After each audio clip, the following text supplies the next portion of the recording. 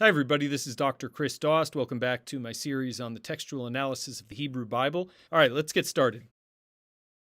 After I posted my first video on Genesis 1, verses 1 through 2, I received a number of comments and questions, and so I wanted to use this opportunity to address some of the questions that have been posed.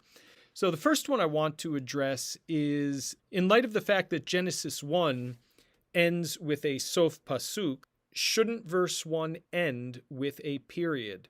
And the answer to that question is no. The sof pasuk in Hebrew does not serve the same function as a period. Now, it generally happens that where the Masoretes end a Hebrew verse is a place of major syntactic division, and oftentimes it requires a period in translation. So in that respect, it is understandable why English translators have punctuated the end of verse 1 with a period. Now, you don't have to look far to find exceptions to this rule. In the ESV, anyway, verse 14 ends with a comma. Now, I will admit that they could have just as easily punctuated with a period there, so that is not the greatest example. But still, it's the first example that occurs in the ESV.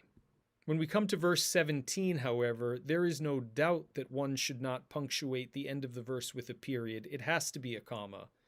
In the ESV, it says, "And God set them in the expanse of the heavens to give light on the earth, to rule over the day and over the night." Verse 18 does not begin an independent clause. In fact, interestingly enough, it begins with a vav, just like Genesis 1:2. Another one of the questions that was put to me is, how do the Targums translate the Hebrew word bereshit, which has commonly been translated in the beginning?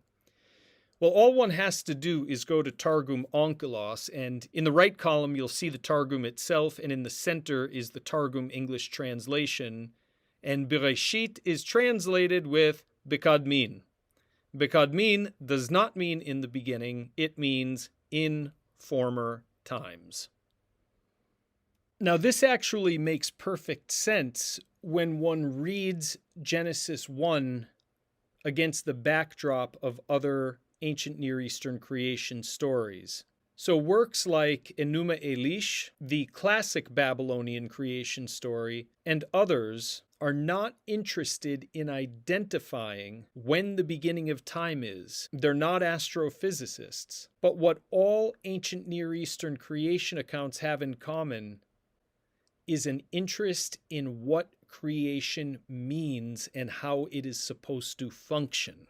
I look forward to seeing you next time when we will continue our discussion of Genesis 1:1 and following.